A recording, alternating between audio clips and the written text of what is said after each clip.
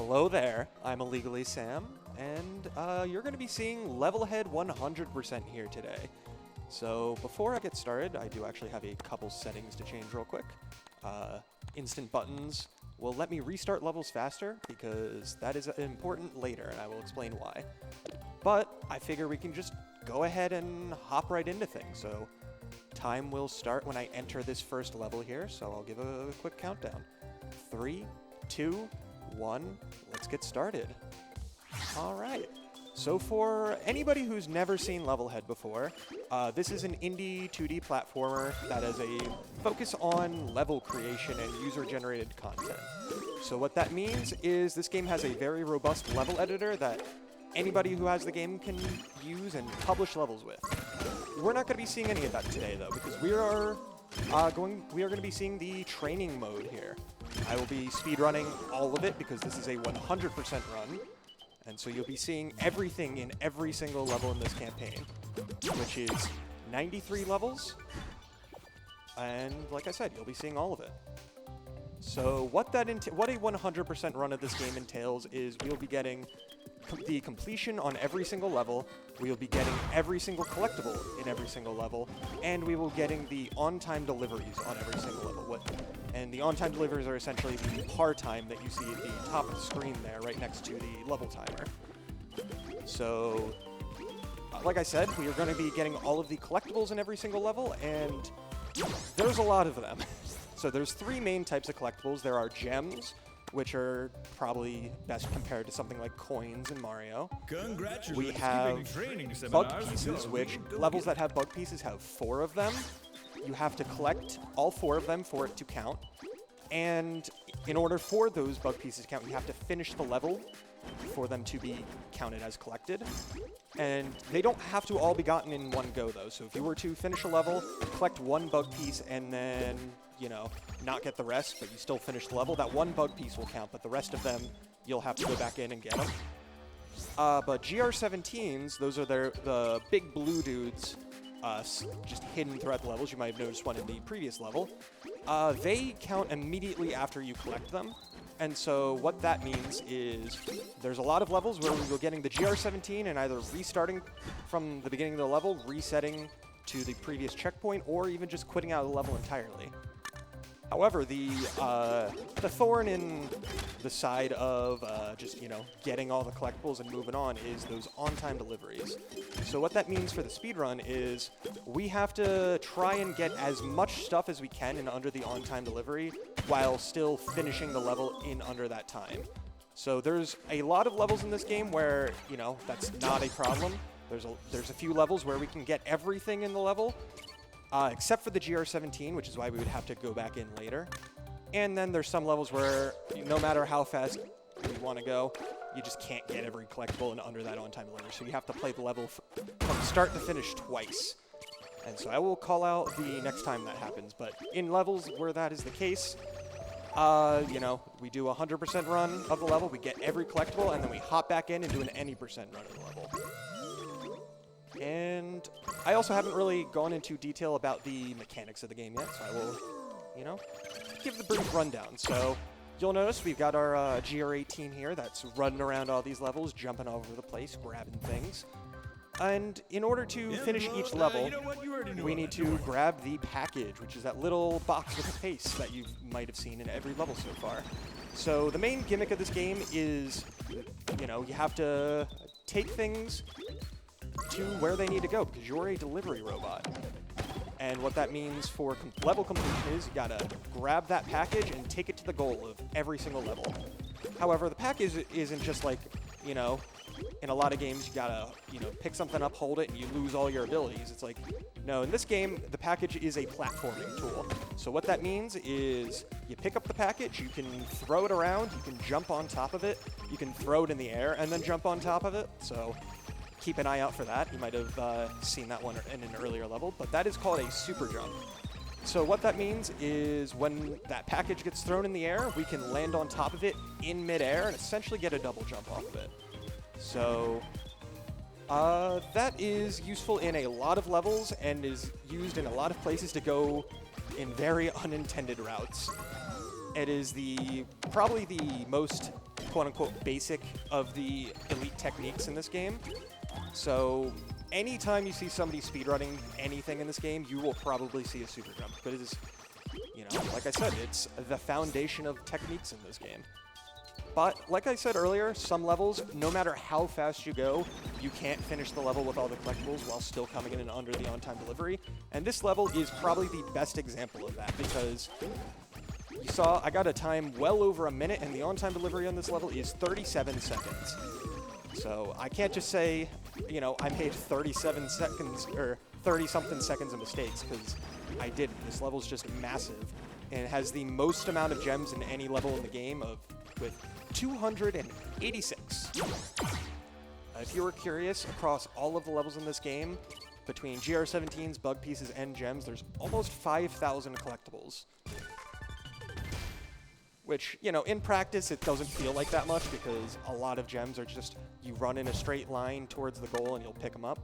But there's a lot of levels where that is not the case, so it, like I said, there's a lot of stuff to get in this game, which, that's part of why 100% is so much fun, because in any percent runs in this game, there's a lot of levels where you will just not see most of the level, for better and for worse, because, you know, skipping the entirety of a level is, you know, it's a lot of fun. That's why people speedrun games sometimes, is because doing a lot of stuff that's unintended is a lot of fun. But in 100%, we get to see most of all of the levels. There's still a handful of levels where we don't exactly do things as intended, but you'll see a lot more of all of the levels, if nothing else. Alright, and so we do have to go back into this level, do it again real quick for an any percent run, and you get to see the difference between the normal run and an any percent run of this level, because instead of going around, we can just do a super jump and climb up the middle here. So like I said, you just skip a whole chunk of this level because you don't need the collectibles. Alright. And something else you might have noticed is at the end of every single level, you know, there's the goal, and we gotta take the package to that goal. Above the goal, when you have the package, there's those little dots that are hovering above it. What those dots do is the higher up above the goal you are when you finish the level, the higher of a dunk bonus you get. So what a dunk bonus does is it gives you bonus points. Because you'll notice every level has a score in the top right that goes up as you do various things in the level. But part of that score comes from finishing the level, and that dunk bonus is just a way to get extra points. But this is a speedrun, so points don't exactly matter. And that dunk bonus, depending on how high up above the goal you are, will play a animation that is variable in length based on the height above the goal you are. So if you were to get what's called a maximum dunk, which is you hit the goal at the absolute highest point possible, that takes about a second longer than if you were to get a minimum dunk and hit the goal at the lowest point possible. So in any level where it is relevant, essentially, I will be trying to get a minimum dunk because it saves about up to a second each time. Because there's some levels where I spend like half a second trying to get to the bottom of the goal, and, you know, that's still faster than spending a second getting a maximum dunk. And this is one of those levels. Unfortunately, I went a little slowly at the end there, so I did just barely miss the on-time delivery. So I do have to run through this level again real quick. That is the biggest reason why this category is very easy to lose time in.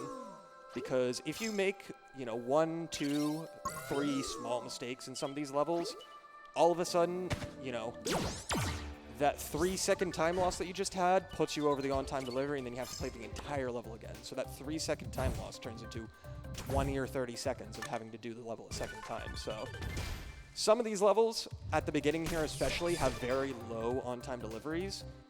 And so it is very, very easy to have to play these levels a second time when optimally you wouldn't. So later in the run, where a lot of the levels get much harder on, you know, a technical level, they're honestly a lot easier in a 100% run because, you know, they might be long levels, but a 30-second level that gets an on-time delivery in 2 minutes is way less risky in a run like this than a 30-second level that has a 40-second on-time delivery. But that level right there, nothing anything too crazy. This level's a fun one. Because doors are deadly. Oh, I accidentally let this guy move around more than I intended. But yeah, doors in this game are deadly. If an enemy is inside of an open door and it closes on them, it will instantly kill them. This is not the only level where it's relevant, but is the only level where it is required to use that in order to make your way through things. But something else to notice. In that top right-hand corner of the map, we've got a handy-dandy tracker to keep track of, you know, how far in the campaign we are, the progress we've made, what kind of collectibles. Also, I don't know why I'd entered this level. I went on autopilot for a second there, not realizing I entered the wrong level. Ignore that. It's very easy to go on autopilot for some of the easy levels because, you know, I've done these levels a large handful of times at this point. But that's fine. But yeah, this level here, great example of grabbing a GR17 and resetting to a checkpoint because it is faster to do that than it is to try and move back through the level manually. But like I was saying, it's got the map has that handy-dandy tracker in the top right. It keeps track of all the collectibles, all the levels you've beaten, all the on-time deliveries you've gotten. You hate meetings and too. it even has a percentage counter, which, you know, that's how we keep track of if we've gotten a 100% or not. But there are a couple small things that handy-dandy tracker does not keep track of. And specifically, that is the cutscenes that I'm skipping and the vendors that you might have noticed around the map. Those are also things that we need to collect and open in order to have them count for 100%. And so there's going to be a few times where, you know, I'm not going straight to the next level because I have to go off the beaten path to open up a vendor. And those vendors contain icons for your profile because, like I said, this is a game that has a large focus on user-generated content. So you can use those icons either for your profile or as the level icon for when you upload levels. So if you decide to 100% the campaign, that is your reward. You get more customization options for your profile and your levels. But this level here, we get the first power-up that you'll be seeing in this run. This little green Spider-Man watermelon power-up. This is the tiptoe. It lets us climb on walls, it lets us cling to the ceiling, and we can even turn to a bush, like that. So yeah, the bush, not just for style points, because, you know, turning into a bush is very cool, but turning into a bush also lets us go through enemies without getting hurt by them. And so there's a few spots in the run where, you know, it is useful, and a few spots in the run where that is required in order to progress. So I will try and call that out the next time it is relevant. But yeah, ideally, you know, only see the bush at times where, you know, it's required. But there's other times in combat sections specifically where, you know, it makes sense to use the bush as a way to save yourself. Also, what I did up there, that was a damage boost because this game has armor, which, you know, acts as a way of giving you some extra health. Whoops, I forgot for a second I have to go back in to get the GR17. Because this is a level where the GR17 is just barely out of the way enough where it's inconvenient to get while still getting the on-time delivery because it takes just a little too long. But yeah, like I was saying with the damage boosting, armor, you know, it lets you take an extra hit, which already on its own is pretty useful, but when you get hit, it launches you in the opposite direction from whatever you took damage from. Never mind, I'll just send you an email back. And so if you know what you're doing and you make use of that, you can use that to go faster and use it for platforming. Alright, so this is Blobfish Trap, and it is a level that showcases the fact that you can just kind of go off the side of the map. And you don't get punished for it as long as you don't go too far off the side of the map. Alright. Dang it. Okay. If I didn't hit that wall there, dang. Okay. It is just barely possible to get the on-time delivery on this level while getting every collectible that is not the GR17. But because I hugged that one wall by accident, I lost too much time, so I decided to just get the GR17 and do a quick 80% run, because now you get to see me go off the side of the map a second time.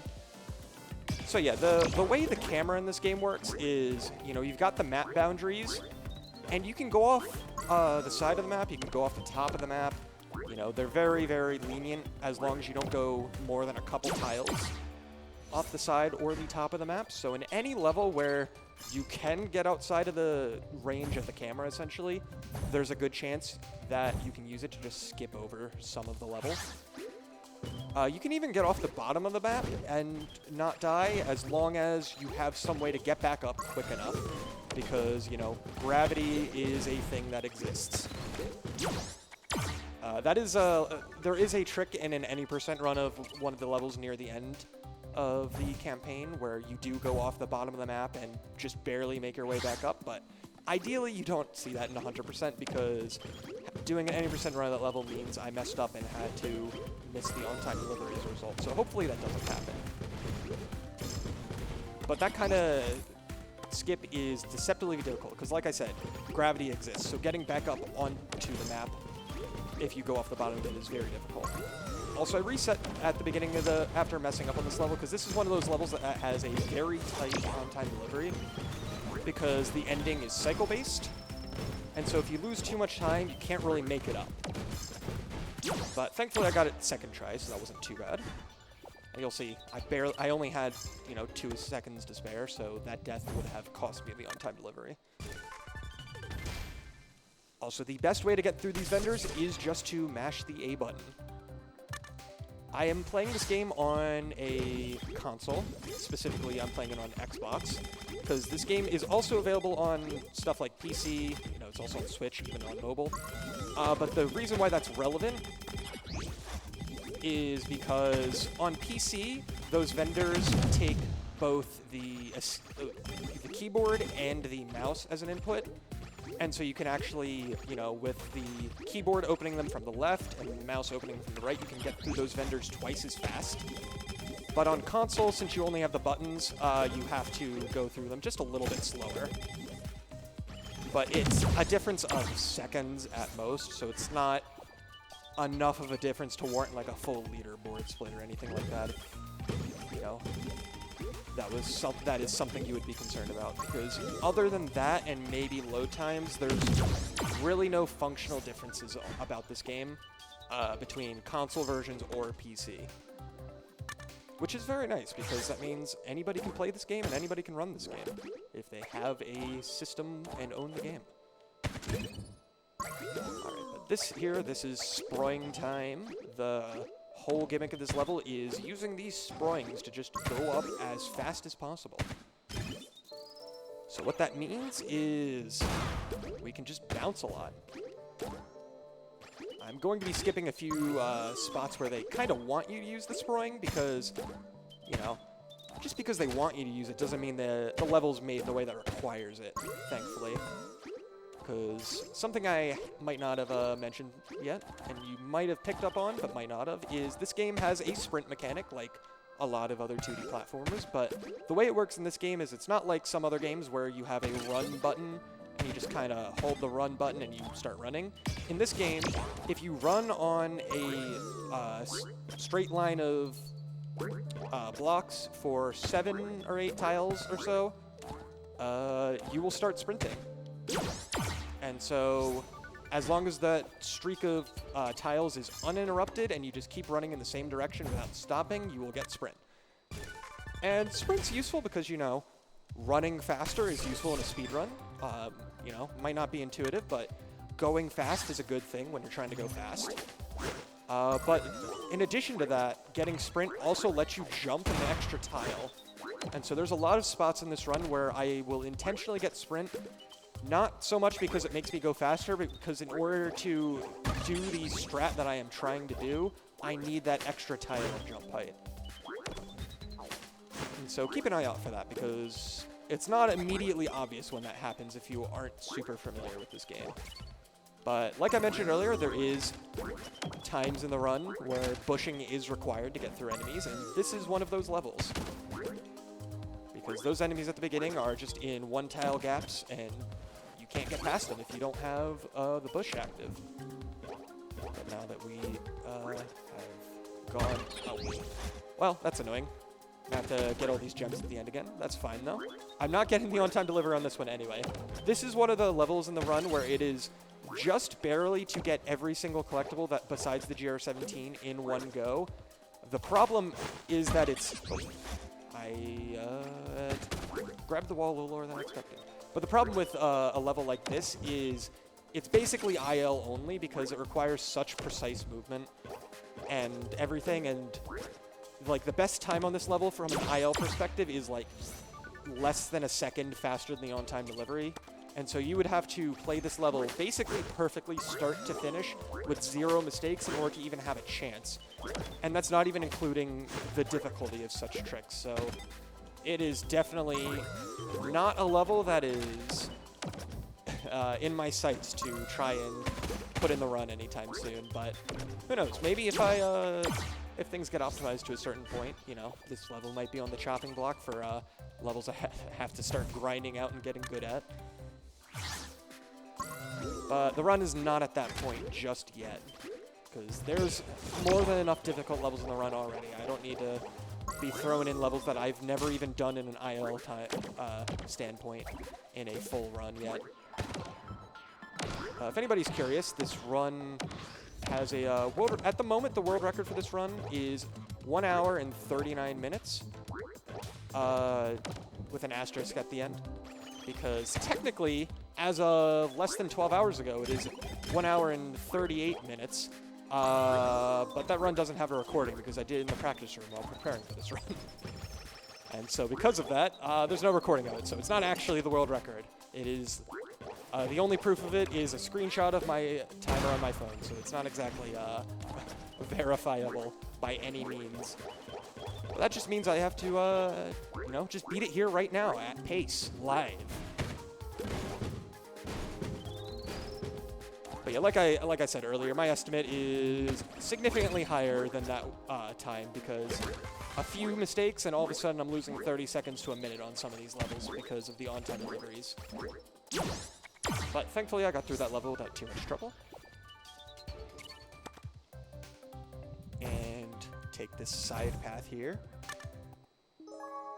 You know, I didn't care if you saw that. It's a little unfortunate that we are skipping all of the cutscenes in this run, because the cutscenes in this game are actually very humorous. They're not everyone's cup of tea necessarily, but most people who play this game, their favorite part of the entire campaign is the cutscenes. Because the cutscenes basically give you an introduction to a lot of the game's mechanics, the enemies, the items, all of it. But it does it in a very tongue-in-cheek, in-universe way, because GR18 here, you know, it's a delivery robot for the Bureau of Shipping. And those videos and this entire campaign is just training for a new employee here at the Bureau of Shipping.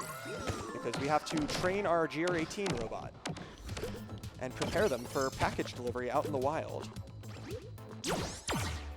And so all of those cutscenes are just introducing the many, many quirky and whimsical in-universe explanations for the many items and enemies that are in the Bureau of Shipping's catalog, so to speak. But you can get a small taste of that, because the narrator does chastise you or agree with you, depending on which dialogue gets triggered when you skip the cutscenes. Listen close. Never mind, I'll just send you an email back. Yes, that if you are curious, that narrator is one of the game's developers. You know, funny enough, also named Sam, but he is the lead artist and level designer for this game, in addition to being the narrator. Alright. So this level here is the first level in the second biome of this game, the Kistune Ruins. You might have noticed all of the levels in that first area were in, you know, lush greenery with trees and bushes and everything, and that was the Tree of Marla. This is the Kistune Ruins.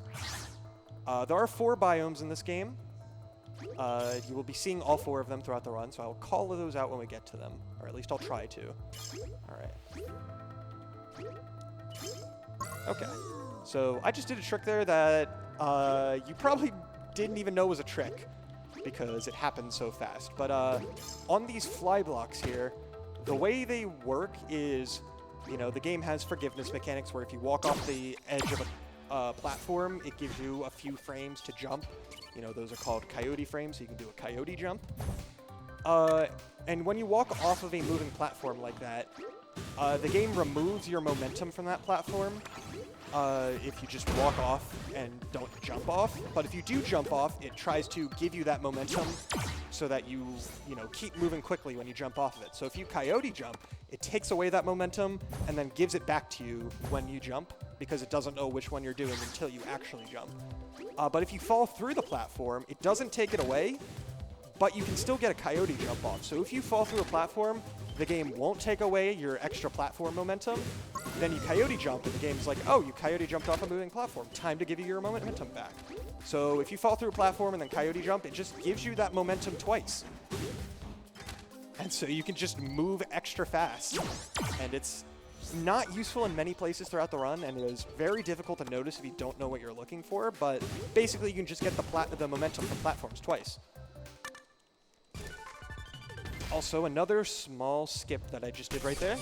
That vendor didn't have an animation that played when I unlocked it. You know, I didn't That is because if a vendor or anything else on the world map requires a GR17 to unlock, and you get that GR17 separately from finishing the level, so that you get the GR17 and you quit out after getting it, the unlock animation for whatever that GR17 unlocked will not play. And so what that means for me here in the speedrun is, you know, any time where I'm already not getting the GR17 along with everything else, and I do that, I can save about a second by just, you know, skipping an animation entirely. Ah, dang it. Unfortunately, those deaths up top cost me just a little too much time. But yeah, there's, I want to say, 3 or so times that I intentionally do it and skip an animation, and there's a few times where I don't do it intentionally. Oops, I don't know why I took the package up here. I did not want to do that. Alright.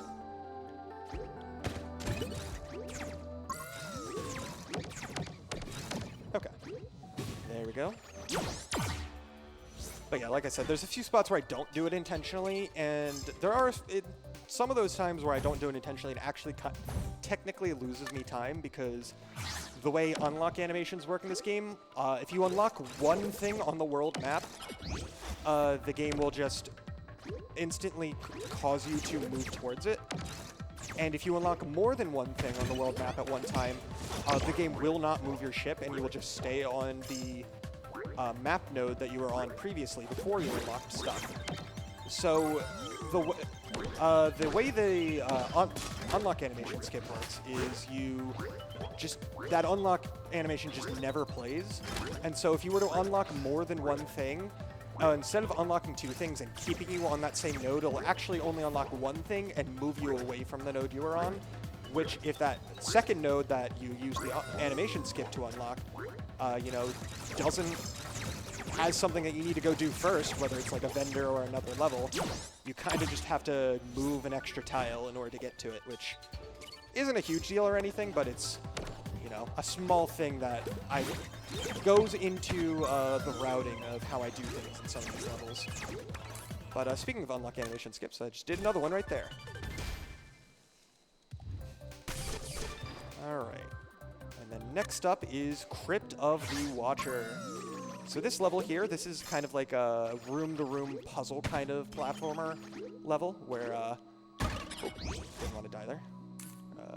I probably don't need the time I would have lost from that death to get the on-time delivery, because this is a long level with a lenient on-time delivery, but that checkpoint's literally right at the start, so I might as well just get the time back just in case.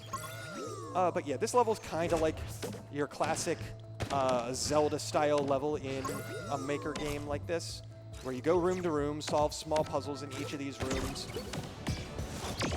and just, you know, you do everything you need to in each room and unlock the next one. I will say in any percent, this level is very different, because we can just not do like half of the rooms, because there's just ways to get around what needs to be done. However, a lot of these switches cause gems to spawn, and so as a result, we do kind of need to go to every room and do everything mostly as intended. There's still a few things that we can, you know, make faster, but here we've got a little switch puzzle where we just gotta match the colors with the ones up top. We do. We got gems and make the key show up. And now we can move to the final stretch of this level where we, you know, bush through all of those little eye zones, because by bushing we can become invisible to those little detectors.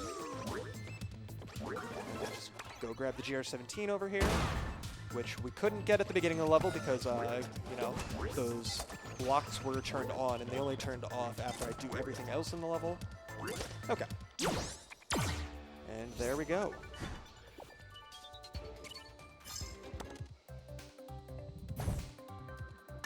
Alright, this next level, Time is Hard. This is one of many levels in this run that is very much entirely cycle-based. And so how fast you go through this level, you know, there's only so fast you can go through it when everything is synced up to a timer like it is here. That being said, you know, there's still some strats to go slightly faster in this level, especially in 100%. But this drop right here, let's see if I can make it work. Yes, okay. So that drop, oh, that's unfortunate. That drop is deceptively difficult because in order to get all of the collectibles in the same drop, you have to make use of the fact that gems in this game are very lenient, and they have what we call gem magnetism. So you can be basically almost a full tile away from a gem, and it will still let you pick up that gem. The same cannot be said for bug pieces, however. Bug pieces, you basically have to touch them directly in order to actually collect them. And so in that little drop, I basically had to just barely maneuver myself so that I collect all of the gems using that gem magnetism while moving a full tile and a half over to grab that bug piece. And so if I did not do the movement correct there, I would have either missed a gem or I would have missed the bug piece. I had to do the entire level a second time in order to collect that thing that I missed. Oh yeah, I also don't think I mentioned earlier when I was giving the rundown for collectibles, but in order to get credit for collecting all of the gems in a level, you do have to get every single gem in the same run. And so while GR17s, you don't need to finish the level in order to collect, and bugs, you can get across separate runs, but you still need to finish the level in order to collect them. Gems, if you do not collect every single gem in the level and finish that level, you will not get credit for it, which is unfortunate. Because some of these levels, it's very easy to accidentally miss a gem. Okay. Alright, this level is an annoying one, because it's the level that introduces Slippy Goo. As the name implies, it is very slippery, and it is goo. So, oh, that's very unfortunate, because now I have to do this again, because there's 2 checkpoints in this level. One of them is at the beginning of this tunnel. Thankfully, you know, asterisk at, you know, thankfully, you can't get the on-time delivery on this level while still getting all of the collectibles. So the fact that I died there isn't going to cost me the on-time delivery, but it still does cost me a lot of time, unfortunately. But I have to do this level twice no matter what, so it's not the end of the world. Yeah, this Slippy Goo is basically this game's version of ice physics in that you slip and slide and it messes with your acceleration. So yeah, there's a reason Slippy Goo is very difficult to deal with if you don't know what you're doing, because it takes longer to get sprint if you're on Slippy Goo, because it takes longer to get up to maximum speed. Turning around is a lot harder. Stuff like that. So it is definitely difficult to deal with, especially if you are not used to dealing with it. Alright, this level here. I mentioned how you can do super jumps with the package. This is true for any box, not just the package. Ooh, that's unfortunate. And that includes what I did here at the beginning of this level, a ceiling super jump, where I try and bank the package off, or any box really, off of the ceiling to adjust its trajectory and land on the box in a location that would either be impossible or much more difficult to do. Alright. As I make my way through this level here, grab that checkpoint just to be safe, because I have messed up this ending more times than I care to admit. But other than that death at the beginning, that was not bad. I was able to get the on-time delivery, thankfully. I like that level a lot, though. Mostly just because of a trick that I didn't even get to show off because it's almost not even useful. But you can, when you get shot of a blaster, you can throw the package in such a way that you land on top of it while still being launched from that blaster. And that's a blaster super jump, but that is the only level where it's even relevant, let alone useful. But this level here, we get to see the next power-up, the zipper. What the zipper does is you press the power-up button and you zip forward a few tiles. What that means is we can just go through walls. And as you can imagine, that is a very powerful tool for speedruns.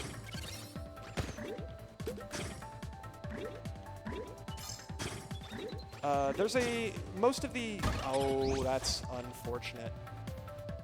Okay.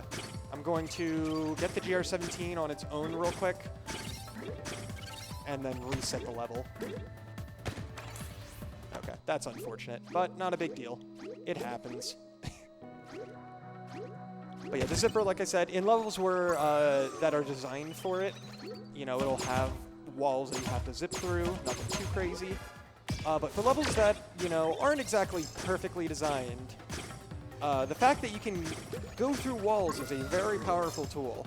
Because if a wall is less than 4 tiles, because you can zip up to 3 tiles forward, or, you know, is not made of these lead blocks, those little black tiles, which also prevent you from zipping through them, if either of those conditions are not met, you can just go through any wall that you see. And there will be at least one level later on in the run where that is, the real power of that is put on full display. Because if the edge of the level isn't exactly blocked off properly, you can just go outside the level and then zip back into the level and just finish it outright. That is a very common mistake that people make when building levels in this game. And even the creators of the campaign were not safe from that kind of cheese. Alright, get this level here. This level is notable because it's one of the few levels in the campaign where you start off by running left. When I was less familiar with speedrunning this campaign, there has been... Ooh, that's really unfortunate. Alright, so I'm going to just go ahead and get the GR17 and start over. Okay, that's very unfortunate. But yeah, there's been more than a few times where I accidentally go into this level holding right and just immediately lose time because that is not the way I was supposed to go. Alright. Alright, round 2. This time I am not going to accidentally fall down and die. And since I don't need to get the GR17, I get to just go through this a little bit quicker. Alright, ignore what I said when I said I wasn't going to die. That was a lie. I apologize for lying, but, you know, gotta keep things interesting.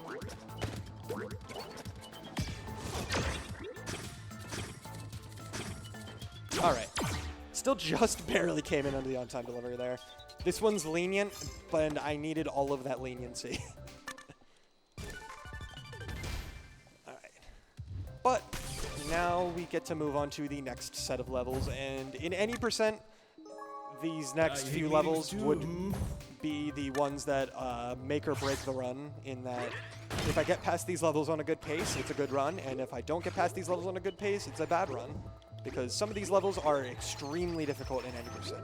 However, in 100%, they are not nearly as crazy as they are in any percent, because, you know, a good number of them are very lenient when it comes to on-time deliveries. This is not one of those levels. However, this level goes so far in the other direction of leniency that I'm not going to get the on-time delivery no matter how hard I try. And so that just removes the pressure of having to worry about that, thankfully.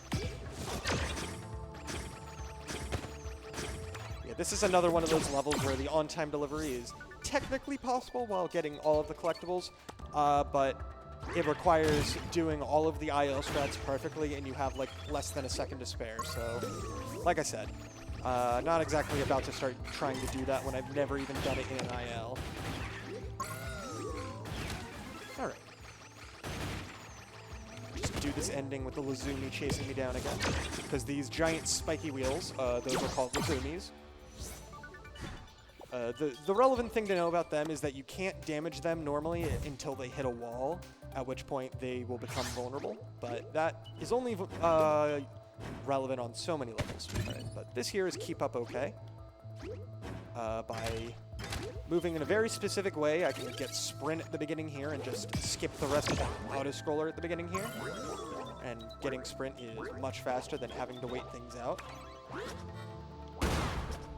And something you might have picked up on by now with the GR17s, but every time you collect a GR17, it plays a little animation of the GR17 escaping from like the big blue chassis that it has.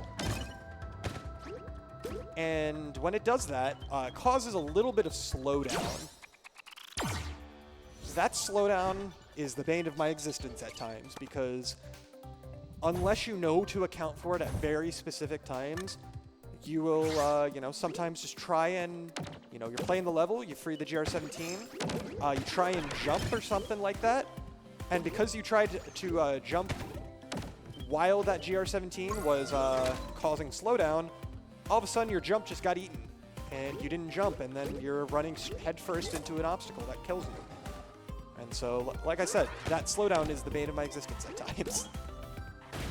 But there's a lot of times where I account for that, whether it's I just stop moving entirely until it happens so that I don't mess anything up. I reset from a checkpoint, which means that slowdown never plays, or sometimes I can just power through it. Because sometimes that slowdown is not that big a deal because the part of the level I'm in just, you know, isn't all that dangerous. Thankfully, I was able to get through that. Okay. Alright, this next level here is another level where there is literally no way to get all the collectibles while still getting the on-time delivery.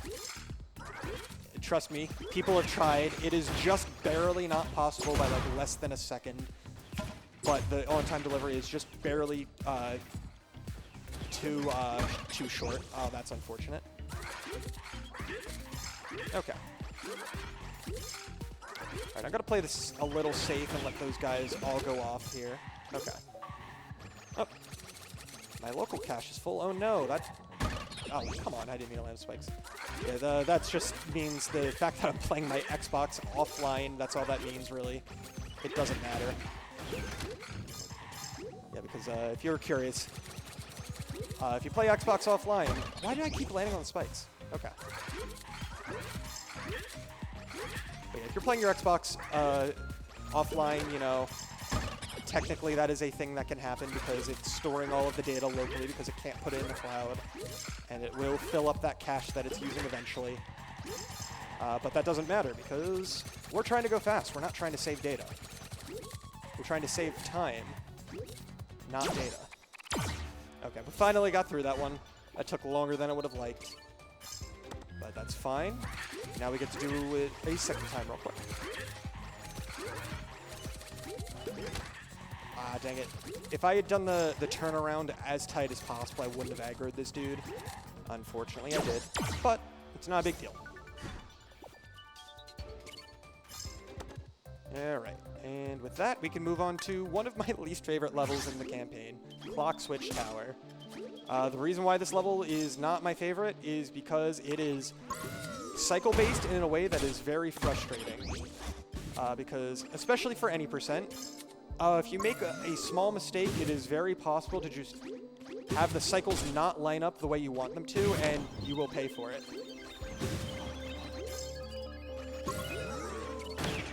Thankfully, in 100%, because, you know, you're not trying to do everything as fast as physically possible, if the on-time delivery is at all lenient.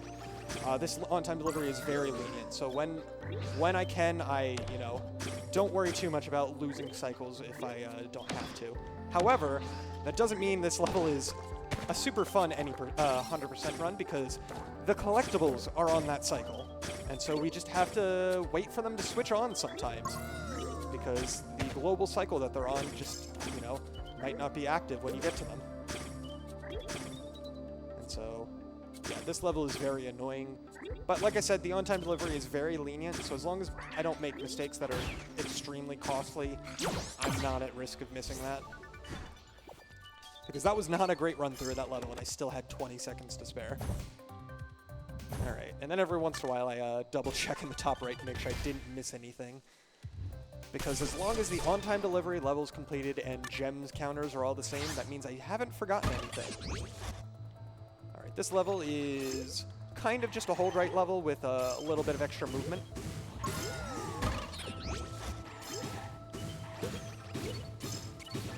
There we go. So yeah, the IL record for that level for an any % run is literally just you hold right the entire level, and that is the entire IL record, and it is impossible for it to go any faster. The 100% record for that level is very much not a hold right level anymore, and it is also not fully optimized because I may or may not have gotten a new best time for that level in the practice room, like yesterday or so. Saved about 0.3 of a second on it, in fact, which is pretty cool. But yeah, this game, you know, it's an indie game, there is definitely a dedicated community for this game, but it is not a large community.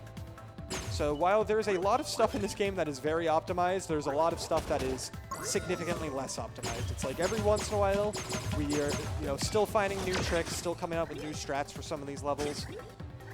Like that flyblock tech I mentioned earlier, where you get double momentum from moving platforms, that was found less than a year ago. Like, I think it was back in January of this year. So, you know, it was a little while ago at this point, but that is still, you know, very new for a game that came out 3.5 years ago at this point. So we're still finding new stuff, and it's, you know, still playing it because it's a fun game. But yeah, you know, I just talked over the auto-scroller, which I'm sure you wanted me to narrate every single thing that was going on in an auto-scroller, because everybody knows auto-scrollers are the best parts of speedruns. Thankfully, this run has a total of 2.5 auto-scrollers. That is the first one, and the half of an auto-scroller will be coming up not too much later into the run. But the last auto-scroller is basically at the very end, so that will be a little while before we get to it. Yeah, the reason why there's a half auto-scroller coming up is because it is an auto-scroller for about half of the level. And the other half of the level, the camera is unlocked, and you don't actually have to worry about the auto-scroller.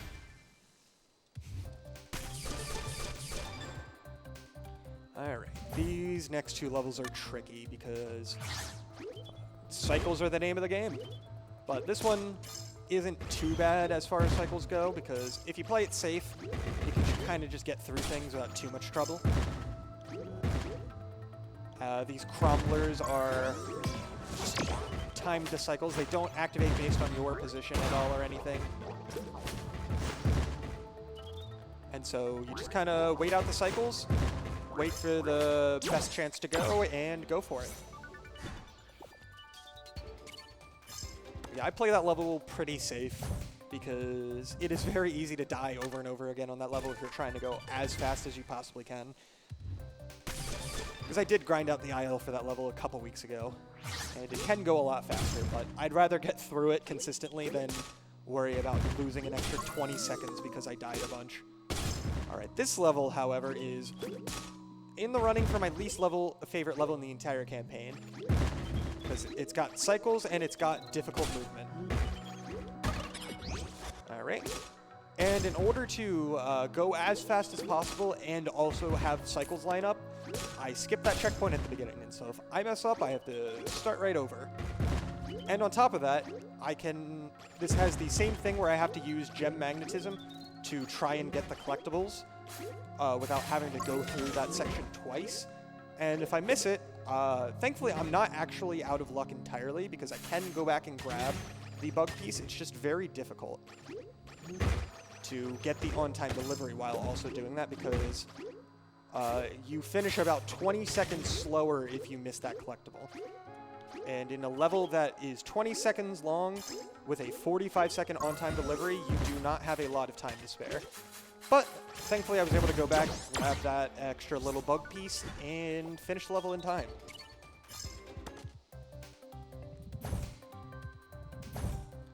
Thankfully, it's followed up by a very easy level. This is a level that basically teaches you that damage boosting is a thing that you can do. Because that is the entire mechanic of it. Oh, and I shouldn't have said it was an easy level because I just whiffed the grab at the end on the package. Whoops. There we go. Yeah, that on-time delivery is one of the on-time deliveries that's actually deceptively difficult because you'll see I came in with 1/10 of a second to spare. Never mind, I'll just send you an email. I have finished that level in 10.01 seconds before, which means I have missed the on-time delivery by exactly 0.01 seconds when that happens. Very unfortunate, but it happens. And this is a combat-focused level. Whoops.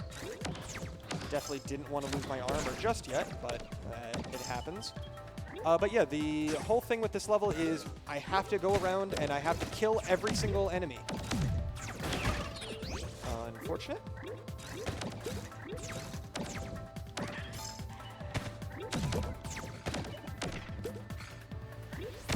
So yeah, I have to go basically to the 4 corners of the level, kill all of the enemies, and then make my way to the goal. The reason I picked Zipper here, in addition to being able to zip around, is because there's a key door at the end. The key was in the top left section, but I have Zipper. I can just go through the door. I don't have to grab the key.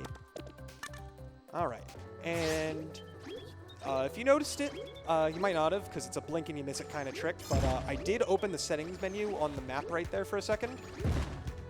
That was not an accident. I did that intentionally. That is unfortunate. That's what that is. But that was a trick that is called map warping, where as you move around the map with your little spaceship, you know, you've got the actual travel time in between levels that you have to worry about. And there's a couple spots in the run where that travel time is really long. However, when you open the settings menu, they instantly put you on top of the tile that you are moving towards. And so in those specific instances where the distance between levels is a really long distance, you can just kind of open the settings menu and it'll instantly put you on the next tile, and it saves a few seconds. I use that 3 times throughout the run, and it saves about 4 seconds in total across all of the different times I use it. So it's one of those tricks where if you don't know it exists, you're not exactly going to be losing a ton of time to it. But it's a free 4 seconds because all you have to do is pause and then press B. That's the entire trick. So why not do it? You know, I didn't care if you saw that anyway. Also, that last level was the half of an auto-scroller because the camera unlocked in the middle of the level there. And this is also the 3rd biome. This is the Aqua Dunes. It is the snowy mountain-type biome. Alright. And this biome also introduces teleporting sharks. Because what else would you expect from a snowy mountain? That everybody knows that sharks of the teleporting variety live on the snowy mountains that are out there. But yeah, those are called pop jaws. Like I said, they teleport to your position and try to attack you as a result. You can't hurt them right after they teleport while they're in their attacking animation, so you have to wait for that to end in order to hit them. But if you know what you're doing, they're not risky to fight at all in the slightest. Would have liked to have sprint there. Unfortunate. Not a big deal, though. This on-time delivery is tight, but I should be able to get it without too much issue. Hopefully. But yeah, this is the heist. The whole gimmick is, you know, you have to break into this area, grab the package, and then break back out after setting off the security system. Okay, got the on-time delivery. But in the process, we kind of have to leave the GR-17 behind in order to make it out in time. So I do have to go back in a second time in order to grab that GR-17. And in reality, the biggest reason why I can't go and just get the GR-17 with everything else is because I need a bomb in order to get it. And I use all of the bombs in the level to go faster. And there's already not a lot of time to spare on this level, so I don't have time to grab an extra bomb, save it, and then bring it down there. Alright. Greeting! You know what? You already And this next level here is where the next power-up of the run is introduced. The power-up introduced in this level is the Waylay. You'll see it in a moment here. First, I have to, you know, just put down a few boxes, hold down a few switches, throw some precise shots, and this is the Waylay. It punches stuff. That's pretty much what it does, yeah. Yeah, it punches things. If you are in midair, it punches diagonally. If you are on the ground, it punches horizontally. And if you punch while you have sprint, the punch speed does stack with your sprint speed, and you will just zoom across the map as fast as physically possible. There's a reason why the Waylay is basically how the fastest way to move in certain circumstances in the entire game.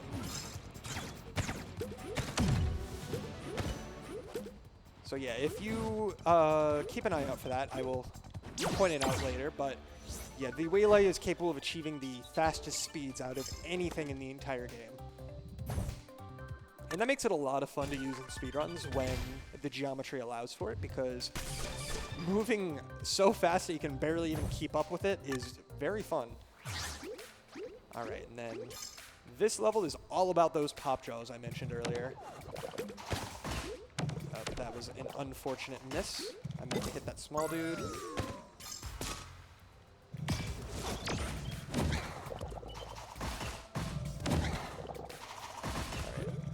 I wanted those guys to line up a little nicer, but didn't happen. So this on-time delivery might be a little tight as a result. Unfortunate, but it happens. But this last dude here, we're supposed to kill him. But we can just kind of make him leave the arena, and that counts. Okay, just barely got the on-time delivery. But yeah, that arena at the end, the switch that is keeping track of the enemy only keeps track of if the enemy is present in the arena. It does not keep track of if the enemy is alive or not. So by just luring him out of the arena, it is faster to do that than it is to try and kill him. And so, you know, just do that and you can finish the level quicker. Alright, this level, you might not have seen it because I didn't get it, but at the beginning of the level, the fastest way to get the GR17 is to do what's called a wall super jump, which is the hardest of the basic super jump variants. But what that is you basically throw the package against a wall to try and bank the package off of that wall. And if you do it properly, you're just barely able to land on the package after it, you know, hits the wall and ricochets off of it. The problem is the timing for it is extremely precise. And so if I don't get it at the beginning here, I don't sweat it. I just move on with my life, and I just get the GR17 separately. But getting that wall super jump is the fastest way to get the GR17 because it's right up here. All right, this level is a fun one because this is a great example of a level that we just kind of break apart entirely. Because we can just damage boost through that little fire thing there, ignore the entire section where you have to kill all those swoopadoops on the left there.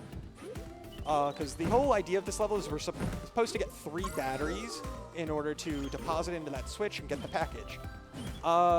Because the game gives us a bomb and doesn't block off the side of the map here,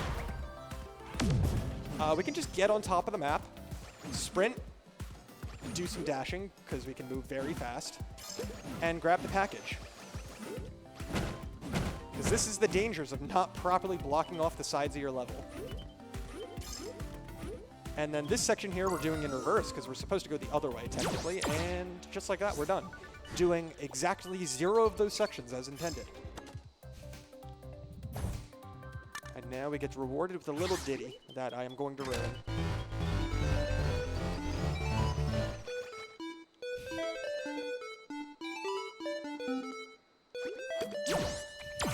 So yeah, that level is an introduction to the boombox item because this game is very friendly to making custom music in your levels.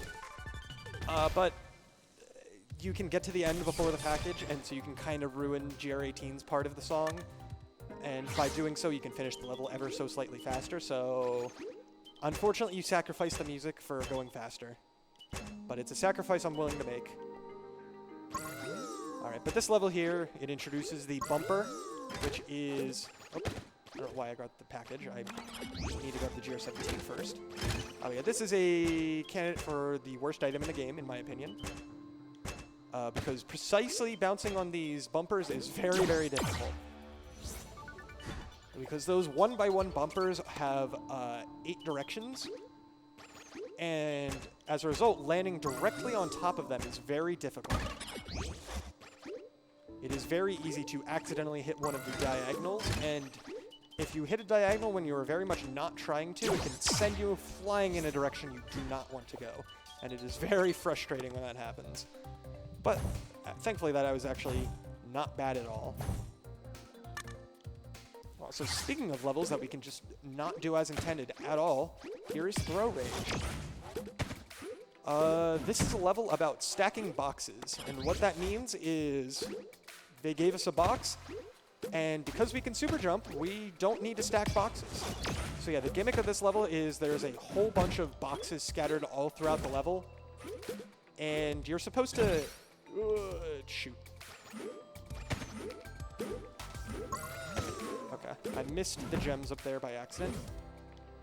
There we go. That's better.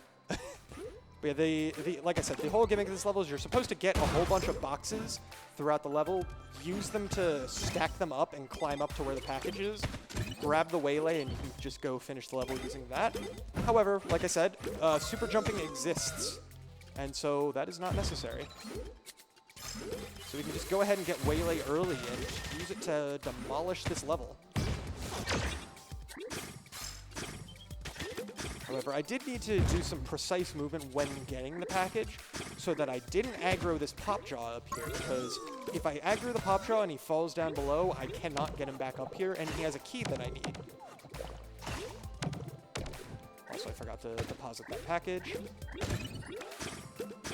because I use that key in order to get that bug piece. This box actually is not necessary. However, I do make use of it because since I don't have the waylay, I have to get a little creative with my ending here. And I do that by jumping off of that box with sprint, and I can just barely make it up.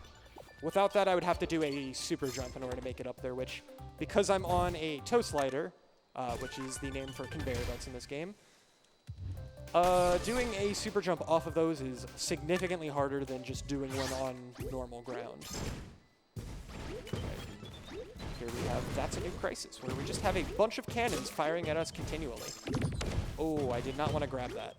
Okay, so what I just grabbed there, that little purple juice, that is called slurb juice, aka slow juice, aka a speedrunner's worst nightmare. Because you grab that juice and it slows down everything. It slows down you, it slows down the world. It doesn't even slow down. It doesn't slow down the in-game timer though, which means if you were doing an IL, that is even worse than if you're doing an RTA run, because ILs in this game use the in-game timer, and Slurp Juice doesn't slow that down. And as a result, Slurp Juice loses you about like 5 seconds or so if you were to ever grab it by accident. So ideally, the only time you ever see it in a run is when you grab it and it's entirely 100% necessary to grab it. Like, you can't get around it at all. I messed that up a little bit. I probably could have just gone back to the checkpoint, but I messed up my movement slightly, so the cannon cycles will be slightly off from what I'm used to, so I'd rather just play it safe. But yeah, if I ever grab Slurp Juice and it is not literally 100% required, I am not happy, because that means I'm losing time. Alright, this level here is very difficult and is, well, I grabbed the Slurp Juice and I even died for good measure. Cool. Alright, like I said, this level is very difficult because you have to navigate this entire area while collecting everything, and you have to do it in such a way that you don't get hit enough times to die, because it is very easy for these cannons to just catch you off guard and you're in trouble if that happens. Okay. Yeah, this is unfortunate. I can get through this level in one go about half of the time, and the other half of the time I die at least once. And it wouldn't be nearly as bad if it wasn't such a long level, because if you finish the level, even without dying, using the strats that I use, it takes about 35 seconds to get through the level. And so dying on this level, when you're like 10 seconds from the end, obviously loses you a lot of time. But yeah, this level is unique in that it is the only level in the entire run where I intentionally play it 3 times. Because I do it one time to get all of the collectibles, I do it one time to get the on-time delivery, because the on-time delivery is fastest with Zipper, and so that's what I use, because you don't have to get any of the switches except for that one at the bottom. And I have to go back and do it a 3rd time, because the GR17 is stuck behind a wall that requires you to use Waylay to get to it. And so as a result, you need to use all 3 of the power-ups that they give you in order to get everything. And so you have to go in 3 separate times. And it's the only level in the run where that's the case. Every other level in the run, I can do it in either 1 playthrough level or 2. Alright, and then here we have yet another level where nothing is going to be done as intended. So this is Battery Gauntlet. The game intends for me to go grab a power-up, go through a little challenge made for that power-up, grab the battery at the end of that challenge, take it back to the start, and deposit that battery. But one of those challenges uses the zipper. And you can probably tell how that ruins things for doing this level as intended. Because now that we have the zipper, we can just grab the GR17, go up to here. This is the tiptoe section of the level. We can use the zipper to just grab all the collectibles, zip back in, grab the package, which was intended to be grabbed with the zipper, and like I said earlier, you can just zip outside of the map and go straight to the goal because it wasn't blocked off properly. And that level is a great showcase of how you can break everything in a level using zipper. It's a lot of fun. Also, hardest level in the run. Ooh, okay, barely got through it. It's a rough one.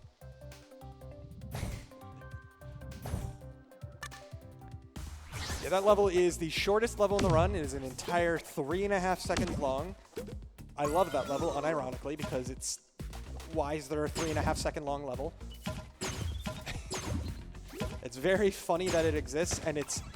Unironically, I had a good time optimizing it when I was doing the IL for it. Okay.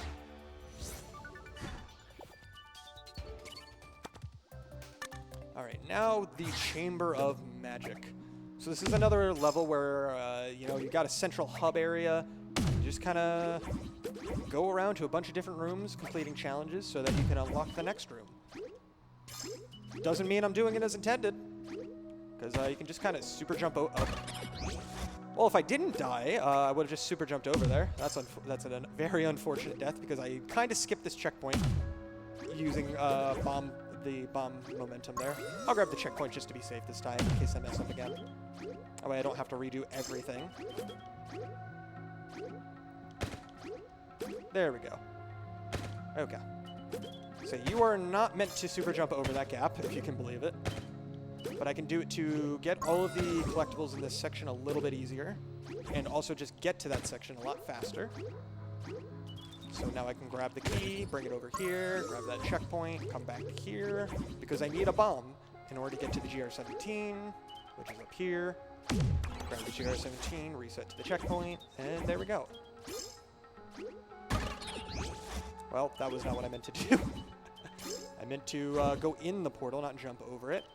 But yeah, we can just grab down through those spikes and grab that box a little bit faster than intended.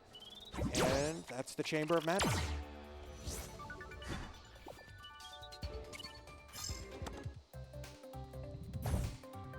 Alright. Now for a level where just grab a bunch of key switches. Keys, and throw them key switches, I mean. You know, I'm almost impressed that I managed to throw the key and grab it before it left my range twice there. That is not something I've ever done. I've definitely done it before with at least one throw, but never like 2 in a row like that. So that is a little unfortunate, but minor time loss is minor. Not a big deal. Alright. However, next up is a very infamous level among Levelhead speedrunners. This is Hollow Mountain Hike. It is a level where you have to go up, grab a bunch of stuff, bring it back down to the bottom, And then after doing that, you have to just go back up again. And if you fall down at any point when you're not meant to fall down, you just gotta climb back up. And that's why this level is so infamous, because it is very easy to make a mistake on this level and just lose a ton of time as a result. But thankfully, I was able to do a super jump with that spring there. Oop, didn't mean to fall down yet.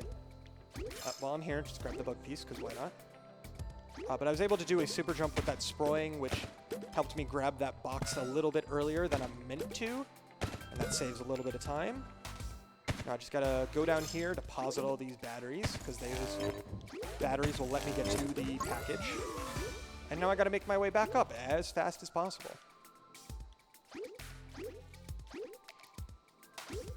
There's still a few collectibles that I gotta grab on my way back up. But I am going to be playing it safe with these collectibles and not rocking the boat with some of these cycles, because I don't want to fall back down if I can avoid it. So yeah, I'm just going to wait the cycle out, climb back up here. Okay. And don't accidentally finish the level, because the bug piece is on the other side of the goal. I have done that before. I've only done it like once or twice, but I have done it before. It is very frustrating to have to redo that level because you did that by accident. All right, but if a vertical level with moving platforms wasn't bad enough, here we have a horizontal level with moving platforms. So instead of falling down and just losing time as you climb back up, here if you fall down, you die. And there is a singular checkpoint in this entire level. It is all the way on the opposite side of the level. So you got to make your way all the way over without dying, and then make your way all the way back without dying. Thankfully, if I can get through this level without dying, it is a very fun level to do, and it is very satisfying to do quickly. So thankfully that went very well. That is not an easy level. It is very easy to accidentally make a mistake and just start dying over and over on that one. Alright, now it's time for this level. If you've ever seen an any % run of this game, you have not seen this entire level, because it is possible to skip basically this entire level using the zipper and a damage boost to get on top of the map at the beginning right there. However, if you skip the entire level, you skip all the collectibles in the level, so I can't exactly do that in a 100% run, unfortunately, even if it is very cool.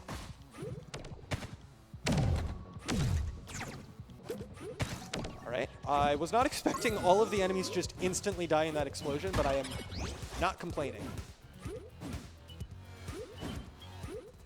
Alright, and here I can even break out of the cannon momentum and just go a little quickly through that gap using the waylay. Because a not super obvious interaction, those little blue things right there, those are called purge gates. If you go through a purge gate and you have a power-up, it'll remove it. But if you were to use a waylay and punch into one of those, you'll do your waylay dash, it'll remove the waylay, and then it'll just absolutely skyrocket your momentum, because the momentum it gives you if you're in the middle of a waylay dash is extremely high for some reason if you go through a purge gate before it runs out. And so I mentioned earlier that waylay is capable of being the fastest form of movement in the game. If you do a sprint dash into one of those purge gates, that is the fastest way to move in the entire game. Never mind, I'll just send you an email. And it is very fast.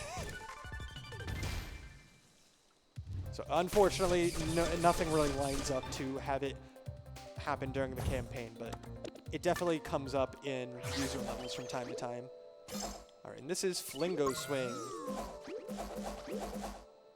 These things I'm grabbing are Flingos. The way Flingos work is the further you are away from them, the further they fling you in the opposite direction. And so there's times where I'm going to want to try and grab them from as far as possible to go as high or as fast in the opposite direction as possible. And then there's other times where I want to grab them from as close as possible because I do not want to go too fast. And another interaction with them is if you grab a Flingo while you are on the ground, you will instantly gain sprint. And so that is actually very important in a couple spots during the run, where you wouldn't be able to get sprint normally, but by using a Flingo, you are able to get it in a spot that you wouldn't normally be able to, and you're able to use that to go faster. Alright. This level is a little tricky. Because it's small gaps and flingos, which is a dangerous combination. And it's also cycle-based because of these fireballs. You just kind of got to wait for them to go.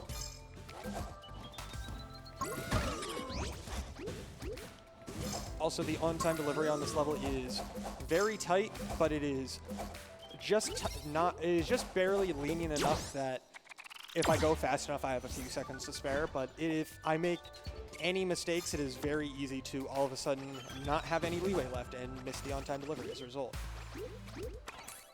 All right, got the GR17 now. Okay, 4-point plunge.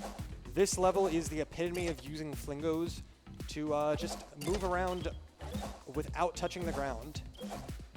The intended way to go through this level is you go to a corner, you hit the switch in that corner, you go back to the center, you grab the checkpoint, and you can move on to the next corner. But that right side of the map isn't blocked off, and you can kind of just get to the bottom right section from the top right section. And as a result, you can just kind of skip over most of that bottom right section. And it saves a lot of time. Unfortunately, you cannot do that on the left side. These spikes go a little too far for it to work out that way.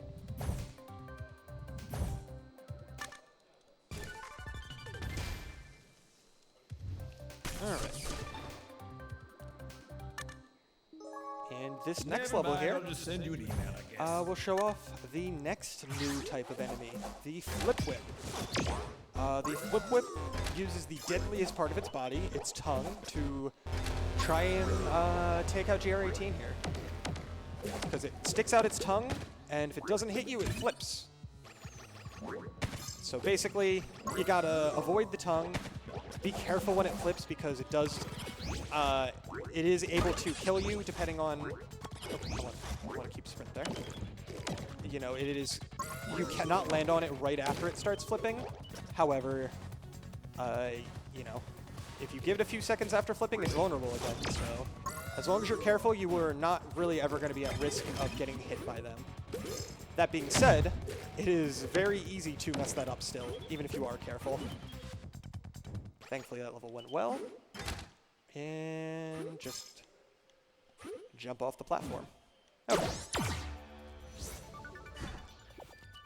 Thankfully, that mistake with sprint didn't cost me the on-time delivery, because that level is a long one. Alright, this is Nope Cart. This is a level that is very much intended that you're supposed to do it in 2 goes to get all the collectibles. But this is a speedrun. Doing this level twice is slower than doing it once, so we're going to get everything in one go. Or at least I'm going to try to, because I keep dying at the beginning here. But yeah, the beginning here has 2 paths. You are very much intended to take one path, get all the gems, and then take the other path and get the bug piece, or vice versa. However, it is just barely possible to get all of the collectibles in one go by doing something called a pixel jump.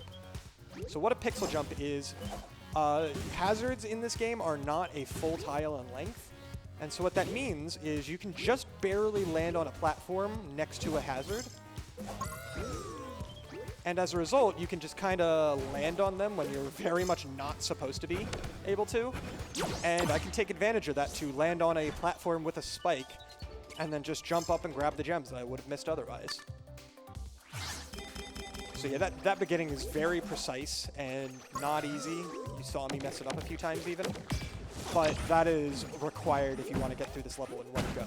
But like I said, getting through a level in one go is faster than doing it in 2 goes. So no matter how difficult it is not so difficult that it is unreasonable to do in the speedrun. So you got to do it. If you want to go fast, you gotta go fast. Alright, this level here was supposed to be, you know, you go around the level, you find all the signs, so you can figure out the combination for the door there at the bottom. I've done that level who knows how many times at this point. The level never changes its layout.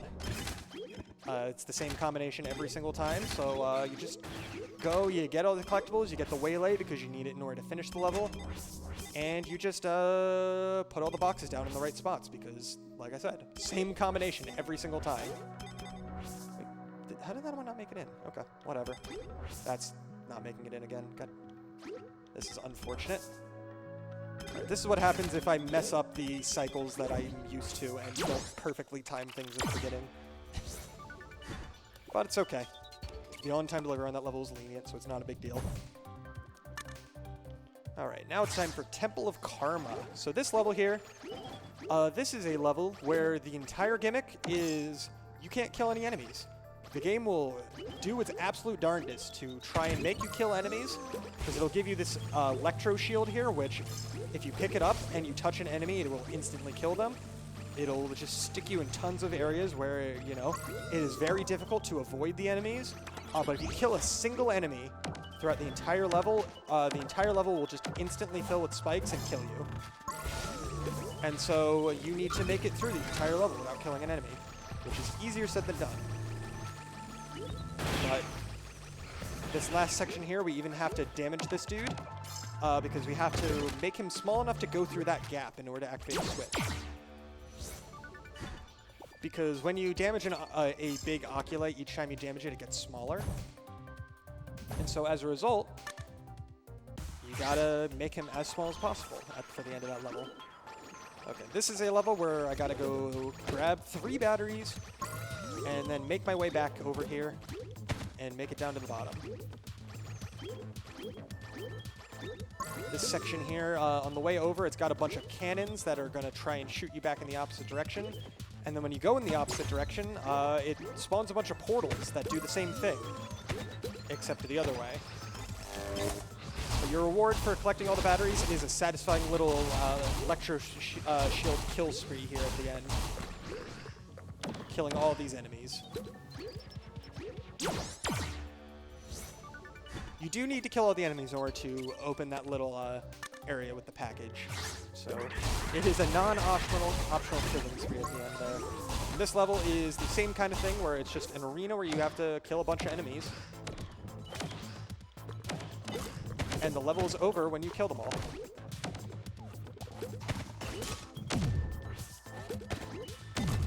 Okay.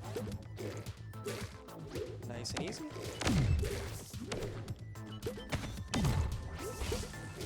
And then it's just, once again, spawns a ton of enemies right at the end that you have to kill.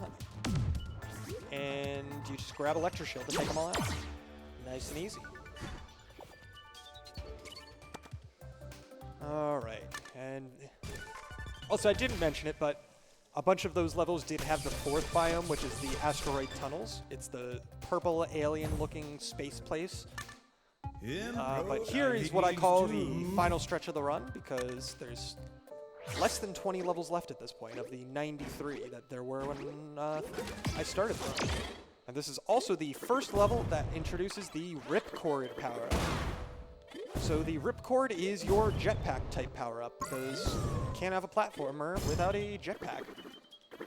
So the way this works is you hold the jump button while you're in midair to boost up into the air with a jetpack type thing. And if you hold the power-up button, you can glide down safely. The way it works is you have a limited amount of boost, so you can't just hold A indiscriminately for all of time. You will run out eventually, but your hover does last forever, so you can hover as long as you want and as long as you need. And that's basically the gist of this thing. In order to recharge your boost, you have to land back on the ground.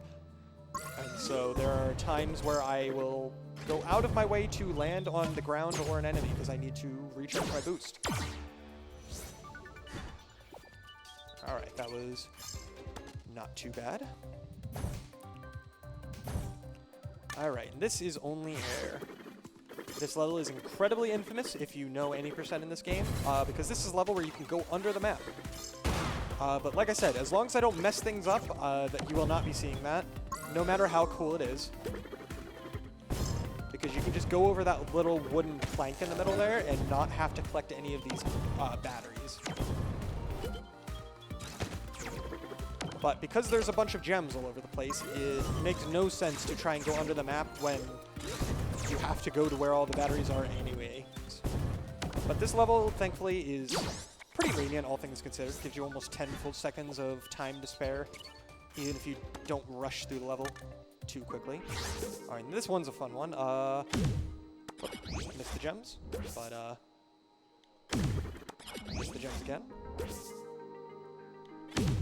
And this time I just didn't get hit the bomb. I've been messing this up a lot recently, even though it's a pretty easy level, because you just get hit by the bomb and you hold right and glide, and that's the entire level. There's a reason it's called 9-second marathon, because it's over and done with in 9 seconds, assuming you don't mess anything up. But it's a pretty fun one, thankfully. I like it a lot. Alright, this, on the other hand, hover stop, is a very annoying level, because if you mess up ever so slightly, the cycles will be off from what you want them to be, and you kind of just have to wing it. However, if you get through the level perfectly, you can just do a drop down here and not have to worry about any of the fireballs, which is extremely nice, thankfully. Alright, jump off those, grab the GR17, and go and finish the level. Nice, quick, and easy. Sting Like a Bee is yet another combat level where you're plopped into an arena and you have to just kill a bunch of waves of enemies. But this time you have the ripcord and you have a ton of bombs.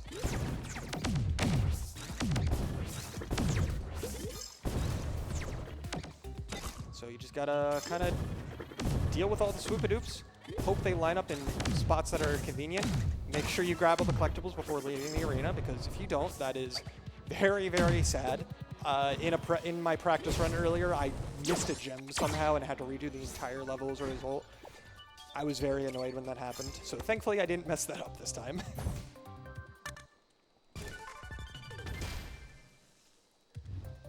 Alright. And now we get to do Boom Boom Pop. So not all cannons fire shots that instantly kill you, because these green cannons fire shots that explode. And those explosions launch you around, but do not kill you. Which means they are useful for platforming. What that means here is most of the time you actually kind of want to avoid them, because if they launch you into spikes, that is not useful. But they can also just launch you forward into the goal like that and help you save a little bit of time. That last blast is deceptively difficult because it is very easy to either not make it over and throw the package over or something, and you have to just go over in a way that's a lot slower. It's possible to make it over and accidentally miss a gem. I did that multiple times during practice earlier, which I'm very glad I didn't do, because that means you just have to reset from the last checkpoint entirely. There's no backup for it because you're stuck in the goal area. But thankfully that one went well. And then this one's like a puzzle level where you have to throw a bunch of bombs all over the place. That doesn't mean you have to do them all as intended. Dang. Missed the super jump, so I gotta use a bomb to get into the goal there, but it's all good, because it's a very, very lenient on-time delivery. Alright, ride the spikes. So the gimmick for this level is there's these platforms that have spikes attached to them, and you're supposed to ride those platforms to the end here. Very simple level. Not actually super crazy easy or anything, because the platforming on this level is not free. Once you know what you're doing, it's not that hard, but it is not... I used to have way more trouble in this level when I was first learning it for 100% runs, because, like I said, it is not a free level, even though it is not a hard level either. Because of this last section here has some pretty tight jumps that if you're not careful, you will lose a lot of time trying to make. But thankfully, you can just grab the package, go over here, grab the GR17, and just go to the goal. Fun fact, the any % run for that level, you don't have to ride any of the spikes, because you can just use the platform momentum, just skip all over the place. And I think the record for that level is like 10 seconds long as a result, because you can also use the fact that those are moving platforms to get the double platform momentum thing that I mentioned a while ago. And by getting double platform momentum on those platforms, and also just skipping all of the obstacles, you can get through that level in literally like 10 seconds. I'm not even exaggerating at all. Okay. That's a nice, simple level here at the end.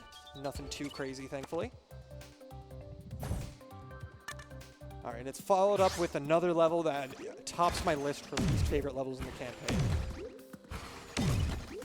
because this level is not a bad concept, because the idea here is you've got these explosive cannons, they damage enemies when they hit them, and so you just kind of have to have them aim at things in the, like, so that they kill enemies in the environment, and they move objects around.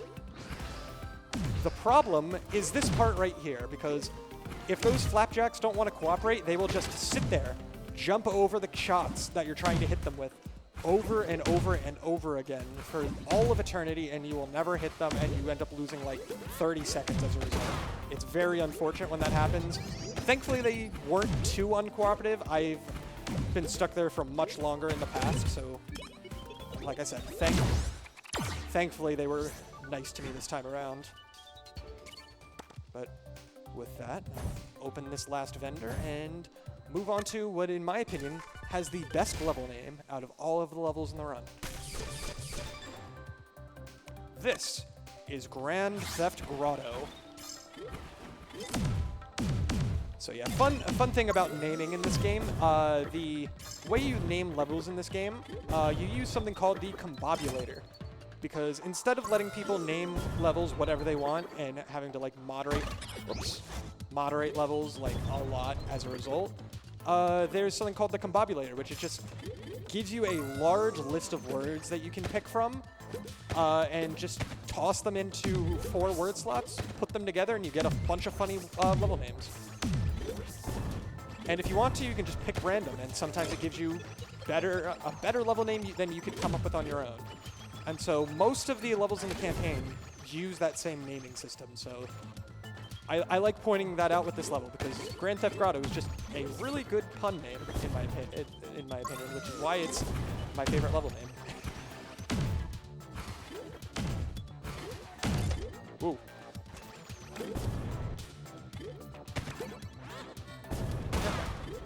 But this is also one of my favorite levels in the campaign to run as well, because it's a very long level with a lot of stuff. No one section or trick in this level is extremely difficult. It's just like a lot of shorter sections that don't necessarily have anything too difficult, but, you know, put them all together in a level that's a minute long, and all of a sudden the level's significantly less easy to speedrun, which is why I like it so much. Because it's just a fun level to try and optimize. And it's really satisfying to get a clean run going. But this ending section here, in an any percent run, since you don't have to worry about the gems, you can just kind of fall down and not worry about any of these fireballs. However, it's a little bit trickier when you gotta hover around and pick up all those gems. Also in an 80% run, you don't even pick up Ripcord there, because when you pick up a power-up, it plays that short little, like, 1-second animation of picking up the power-up. And so if there's any spot in the entire run where a power-up is not strictly required to go faster, it is optimal to not pick up that power-up because it loses you time. Alright, and this is the final power-up you'll be seeing this run. This is the Rebound. So the way the Rebound works is, this is the projectile power-up. However, it's not a simple fire flower from Mario or something like that. Instead, the way the Rebound works is you shoot out a projectile in front of you, and it makes you rebound in the opposite direction, launching you with momentum in that opposite direction. And so, like everything else in this game, this is a heavily momentum-based object and power-up. So it's very, very difficult to get used to, because, you know, if you want to go right, you have to quickly turn left, fire, and, you know, you go to the right as a result of firing to the left. Which is, like I said, easier said than done if you are not used to using this power-up. But once you know what you're doing, it is a lot of fun to use. And I love the levels with it, because they are incredibly satisfying to do quickly. But another little quirk of the Rebound, you only get 2 shots at a time with the Rebound. However, that timer that exists internally to like reset your rebound shots, it starts after your first rebound shot and not the second rebound shot. So if you time things properly, you can fire your first rebound shot and wait, fire the second rebound shot right before your shots recharge, and then right after you fire your second shot, your shots will recharge, and you can instantly fire the next 2 shots. And so you can do what's called a triple shot, where you fire 3 shots right in a row as a result. And so in a few of these levels, rebound shot management is actually extremely important so that you always have at least 1 shot on standby. This level, it's important, but it's not the most important level. In the next level, it will be even more important, and I will try and make that obvious, but it's a little hard to pick up on if you're not like used to playing this game. But thankfully, that level went pretty quickly. And that was also a level where I intentionally got the GR17 before finishing the level, because there's 2 unlocks for this level, and so if I were to skip the unlock animation for one of them, I would lose a little bit of time because I would have to travel back to that tile. This is the level where shot management is imperative. Alright, it's a little tricky. This is one of the hardest runs, or levels in the run, in my opinion. Dang it, I hit the ceiling. Alright, because the reason this level is so hard is because it's an auto-scroller and you have to get every single collectible in the level while still staying under the on-time delivery, which is very difficult. Oh, that's unfortunate. I'm going to finish this out. Hope I still finish it under the on-time delivery, but I might miss it by just a little bit because this level is very tight for timing. Oh, well, I'm definitely not getting it if I do that. That's very unfortunate. Wow. I was really hoping I'd get this level in one go because I've been very consistent at this level in the past few months, and I don't mess it up very often, but naturally, marathon luck, you know. It's fine, it happens. I just gotta run through the level a second time real quick. Not a huge deal.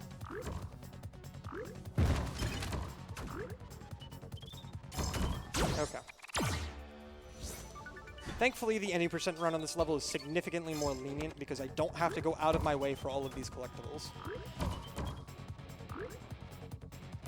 Which means the auto-scrolling nature of this level is significantly more lenient.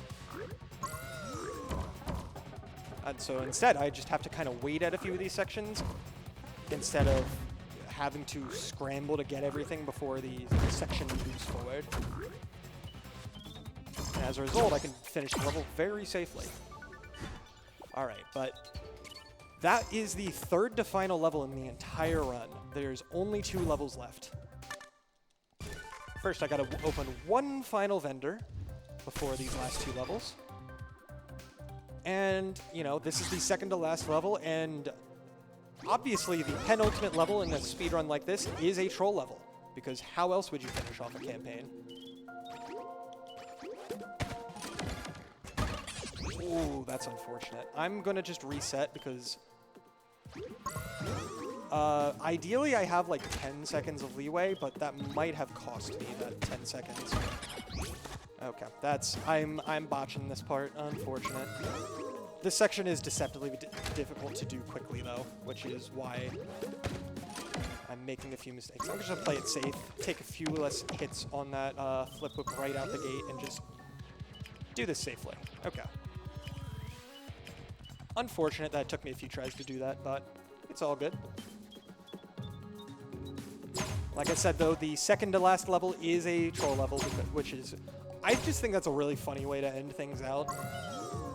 It's also a pretty fun troll level. I think it's done pretty well. But naturally, you're not going to be seeing those trolls because I know where they all are, and, you know, dodging them is faster than activating them. Alright, this next level is the final level. Timing doesn't end until after I skip the credits, which will be in a few minutes. But first, we got to get through this. This level is a final hurrah of sorts. So this level is a way of celebrating everything you've seen in the campaign so far. It features every power-up. It features pretty much everything you've seen in the campaign, all scattered throughout these sections in one final big level. There's a reason this level has the longest on-time delivery of any level in the game at 3 minutes. But yeah, like I mentioned, this level has a section for every single power-up. So first up is the tiptoe. Now granted, just because you're going to be seeing every power-up doesn't mean there's no ways to save time.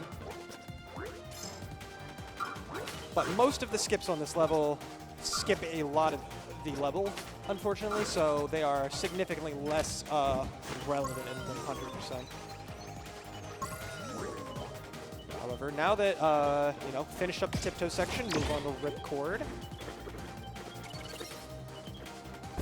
Ooh, that's unfortunate. Missed that gem. Now I have to wait an extra cycle on these things. Not a big deal, just some small time loss. Okay. Yeah, now this here is the last part of the ripcord section. That's what I was supposed to do the first time.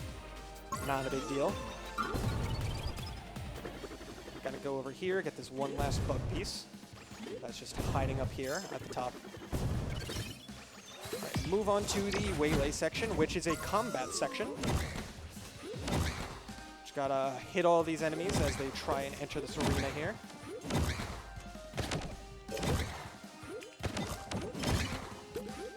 And I will be taking the shell with me to do a little shell jump here against that wall to save a second or two. Yes, because there are shell jumps in this game. They're very easy depending on the setup, because you just kind of hug a wall, jump up and throw it, and the shell jump happens. So thankfully, if they were a lot harder, there's a good chance I would not go for them. But thankfully, like I said, they're easy, so it's a free way to save a second or two at the end there. And now that I have the zipper, ignore the fact that I didn't do that section correct and it didn't really punish me for it. I grab the GR17, grab every power-up one last time in one final section here as I make it through to the end of the level. Grab one last mandatory slurp and finish the level. And like I said, time is coming up very shortly. I missed 2 gems. How did I miss 2 gems? Never mind, time is not coming up shortly. I have to play the level again. Unfortunate, but I did glance at the time, and it's not like I lost world record or something. This run was on good pace, but it was not on world record pace, so I'm not exactly too distraught over that. It's just very unfortunate. I don't know what gems I missed, I'll be honest. That is very unfortunate. So now I have to play the entire level again, and I have to get every single gem.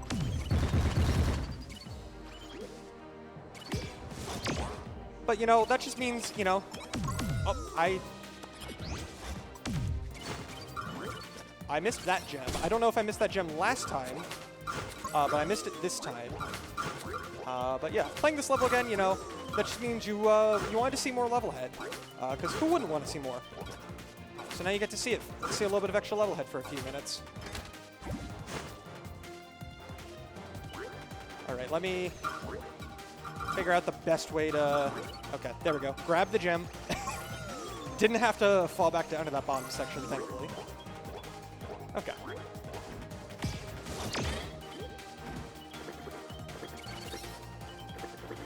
And I missed that gem again. Cool. Okay. All right, I'm going to have to keep a much better eye out this time to make sure I don't miss any gems. Because that is the first time I've ever finished this level without getting all the gems like that, I'm pretty sure. So that is a very unfortunate way to finish out this run, but it's okay. It happens.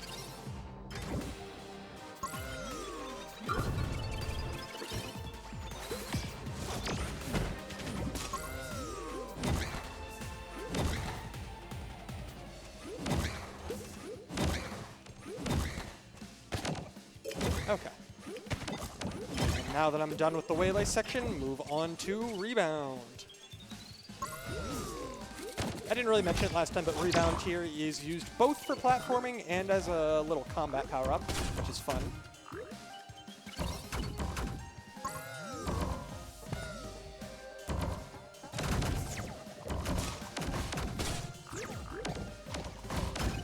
Okay. And now that I've grabbed the zipper, I am at the last part of this level. Again. Okay. I'm gonna hope that I didn't miss any power gems again this time. I don't think I did. There we go. Okay, that's all of them. Okay. That was an unfortunate way to end things, but I have everything noted in the top right-hand corner there, so time is coming up in a moment. Open up this last vendor, and once I skip the credits, and that is time. Never mind, I'll just send you an email, I guess. All right, so that was Levelhead 100%. As you can see in the top right-hand corner, I have 100% completion for the campaign now. So yeah, if anybody is interested in this game, I would highly recommend picking it up, even if it's just casually. It's a fun game to play casually. It's a fun game to speedrun. It's just a fun game. It's on, like I mentioned it earlier, but it's on Xbox, it's on Switch, it's on PC, it's on iOS and Android even. I would highly recommend picking up this game. Might be a little biased, just a bit, but I find it a good game. But shout-outs to everybody in the Levelhead community. They're always there. They're always passionate. They're showing up to everything that's Levelhead related whenever it happens. So shout-outs to them. Shout-outs to, Pace for letting me come back and play some more Levelhead for you all. If anybody wants to see me do more of this, I've been IllegallySam. I play this game from time to time, but I think that's pretty much all I've got. So, yeah, thanks for having me, and good luck with all of the runs that you'll be seeing for the rest of this week here.